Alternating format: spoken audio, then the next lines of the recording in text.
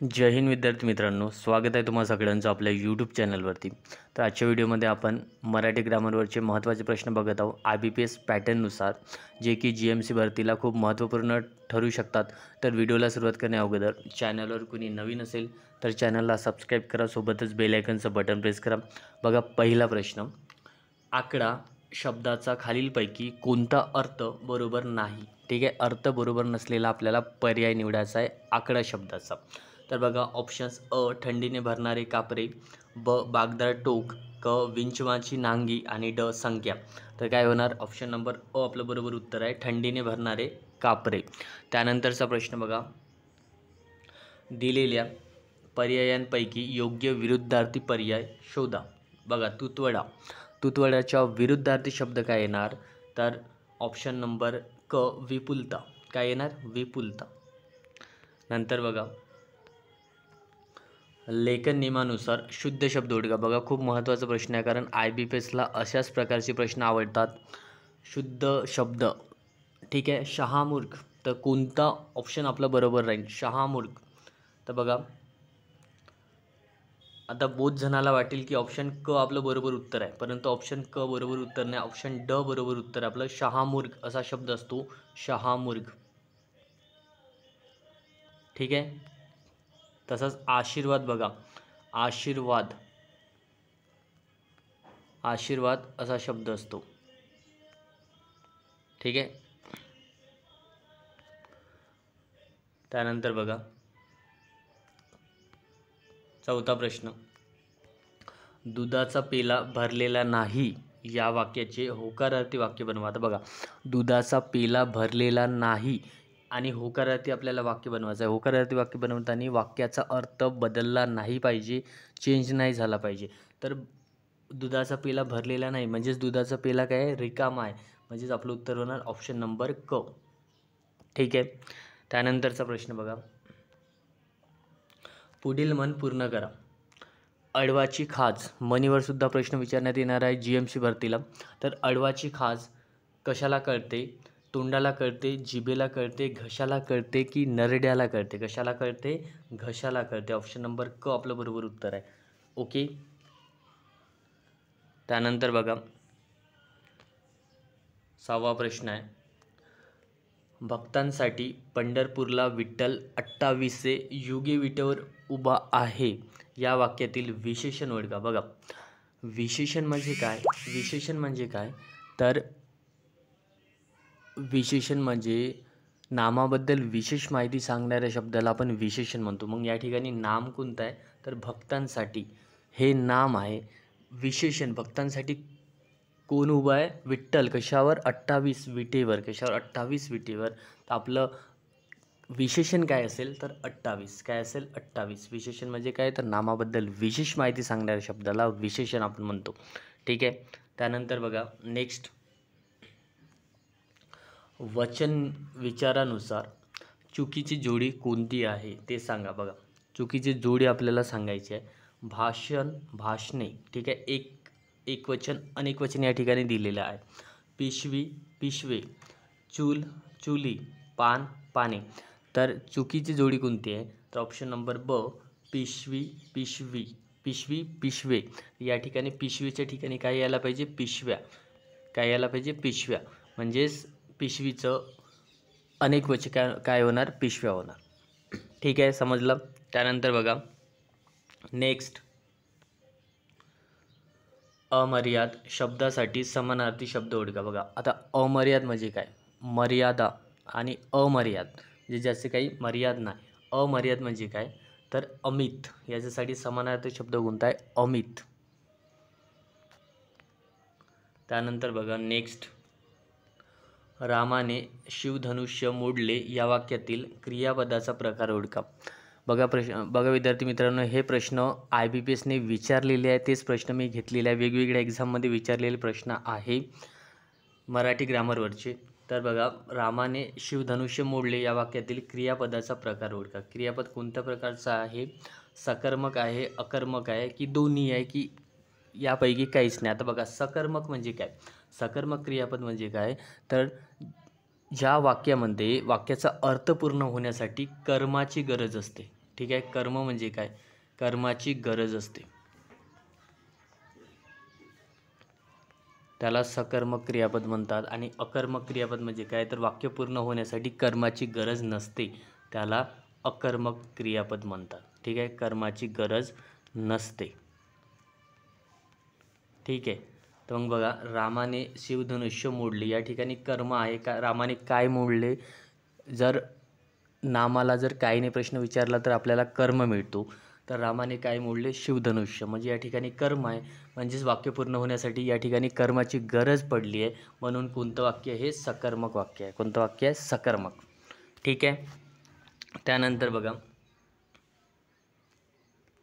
व्याकरणदृष्ट्या बरोबर असलेला शब्द ओळखा. बघा, आता व्याकरणनुसार बरोबर शब्द कोणता आहे? दीपक चुकीचा आहे, तीर्थस्वरूप बरोबर आहे, औपचारिकसुद्धा चुकीचं आहे आणि मनस्थितीसुद्धा चुकीची आहे. म्हणजे आपलं उत्तर आहे ऑप्शन नंबर ब, तीर्थस्वरूप. त्यानंतर बघा, वृक्षवल्ली आम्हा सोयरे वनचरे हा अभंग कोणाचा आहे? ठीक आहे, हा अभंग कोणी लिहिला? तर आपलं बरोबर उत्तर आहे संत तुकाराम यांनी हा अभंग लिहिला. ठीक आहे. त्यानंतर बघा, 12वा प्रश्न आहे, अष्टपैलू साहित्यिक म्हणून कोणास ओळखले जाते? ठीक आहे, अष्टपैलू साहित्यिक म्हणून कोणास ओळखले जाते? तर ऑप्शन नंबर ब, पु ल देशपांडे यांना. ओके. त्यानंतर बघा नेक्स्ट,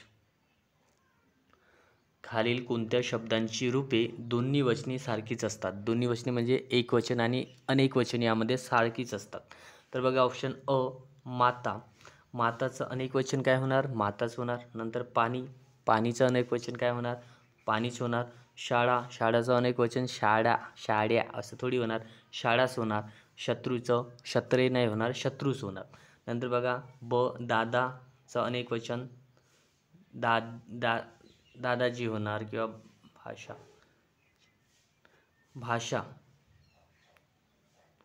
म्हणजे दोन्ही रूपे म्हणजे स्त्रीलिंग आणि पुल्लिंगमध्ये विचारत आहे. स्त्रीलिंग आणि पुल्लिंगमध्ये दोन्ही, म्हणजे दादाचं दादी होणार, भाषाचं भाषा होणार, दही जाऊ. ठीक आहे. तर आपलं बरोबर उत्तर काय? ऑप्शन नंबर अ, माता, पाणी, शाळा आणि शत्रू हे शब्द दोन्ही रूपामध्ये सारखेच असतात. नंतर बघा, हिमालय पर्वत आहे या वाक्यातील कर्म कोणते आहे? बघा, हिमालय हे पर्वत आहे या वाक्यातील कर्म आपल्याला ओळखायचं आहे. कर्म म्हणजे काय? मी आत्ताच सांगितलं. कर्म म्हणजे काय? तर जे नाम आहे, कर्ता आहे, कर्त्याला जर आपण कायने प्रश्न विचारला, व्हॉटने प्रश्न विचारला, कर्त्याला जर आपण कायने प्रश्न विचारला तर आपल्याला कर्म मिळतो. मग हिमालय काय आहे? पर्वत आहे. हिमालय काय आहे? पर्वत आहे. म्हणजेच आपलं उत्तर काय होणार? पर्वत. कर्म कोणता आहे? पर्वत आहे. त्यानंतर बघा, स्वरसंधी म्हणजे काय? स्वरसंधी म्हणजे काय? तर एकमेकांशेजारी येणारे दोन स्वर जोडले जाणे. एकमेकाशेजारी येणारे दोन स्वर जोडले जाणे म्हणजे स्वरसंधी होय. ठीक आहे. स्वर कोणते कोणते आहे? तर अ, बघा अ, आ, ई, ई, उ, ऊ, रू, लू. ठीक आहे. ओ, ओ, आणि ॲ. ठीक आहे, हे असे स्वर आहे मराठीमधले. त्यानंतर बघा, 16वा प्रश्न आहे, गुलामगिरी हे नामाच्या कोणत्या उपप्रकारातील आहे? ठीक आहे, गुलामगिरी कोणतं नाम आहे? तर हे आहे भाववाचक नाम. ऑप्शन नंबर ब, भाववाचक नाम म्हणजे काय? तर ज्या नामाला आपण प्रत्यक्ष बघू शकत नाही, फक्त फील करू शकतो. जसं मृत्यू आहे, सौंदर्य, आपुलकी, माणुसकी, गरिबी, श्रीमंती हे सगळे शब्द भाववाचक नामामध्ये येतात. सामान्य नाम म्हणजे काय? तर कोणत्याही व्यक्तीला, वस्तूला किंवा संस्थेला ओळखण्यासाठी दिलेलं नाव त्याला आपण सामान्य नाम म्हणतो. जसं मुलगा, पर्वत, नदी हे काय? सामान्य नाम आहे. नंतर पदार्थवाचक म्हणजे काय?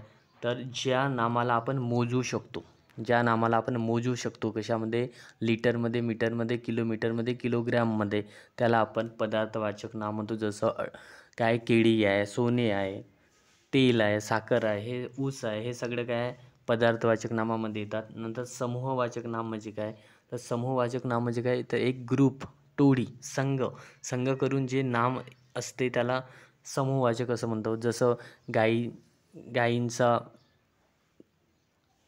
ठीक आहे, जिथे खूप साऱ्या गायी जमतात. शाळा हे सुद्धा समूहवाचक नाममध्ये येतात, कारण शाळेमध्ये खूप सारे मुलं शिकतात. त्याच्यानंतर आर्मी आहे, युनियन, हे सगळे समूहवाचक नामामध्ये येतात.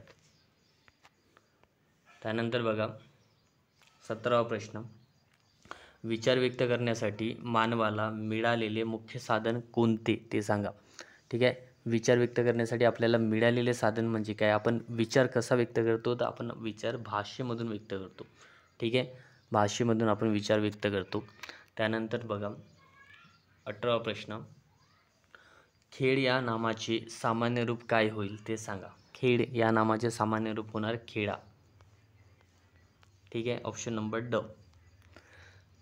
त्यानंतरचा प्रश्न, सौंदर्य या शब्दाचा प्रकार सांगा. ठीक आहे, सौंदर्य आता सांगितलं, मृत्यू, श्रीमंती, गरिबी, सौंदर्य, माधुर्य, गरिबी, श्रीमंती, आपुलकी, माणुसकी, पाटीलकी, हे सगळे शब्द भाववाचक नामामध्ये येतात.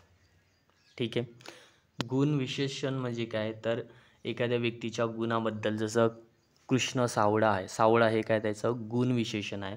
नंतर शब्दयोगी अवयव म्हणजे काय, तर शब्दाला लागून आलेले जे जास्तीचे शब्द असतात त्याला शब्दयोगी अवयव असे म्हणतात. जसं उदाहरणार्थ, माझ्या घरामागे नदी आहे, घरामागे. ठीक आहे, घरामागे, तर घराला मागे हा शब्द लागून आला, त्याला आपण काय म्हणू, शब्दयोगी अवयव म्हणू. ठीक आहे, शब्दाला जर जास्तीचे शब्द जोडून येत असेल त्याला शब्दयोगी अवयव. आणि सर्वनाम म्हणजे काय, तर नामाची पुनरावृत्ती टाळण्यासाठी नामाऐवजी वापरल्या जाणाऱ्या शब्दाला सर्वनाम असे म्हणतो. ठीक आहे, त्यानंतर बघा शेवटचा प्रश्न आहे, सुलभा हे कोणते नाम आहे. सुलभा हे कोणते नाम आहे, सामान्य नाम, विशेष नाम, सर्वनाम, भाववाचक नाम. तर कोणते नाम आहे, ते विशेष नाम आहे. विशेष नाम म्हणजे काय, तर एखाद्या व्यक्तीचे, वस्तूचे किंवा संस्थेचे एक विशिष्ट नाव. जसं हिमालय, गंगा, विवेक, अशा प्रकारचे सुलभा हे काय विशेष नाम आहे. अशा प्रकारचे जे नाम येत असेल ते विशेष नाममध्ये येतात. तर विद्यार्थी मित्रांनो, आजच्या व्हिडिओमध्ये इतकेच प्रश्न बघूया. समोरच्या व्हिडिओमध्ये आपण थोडे जास्तीचे प्रश्न घेऊया.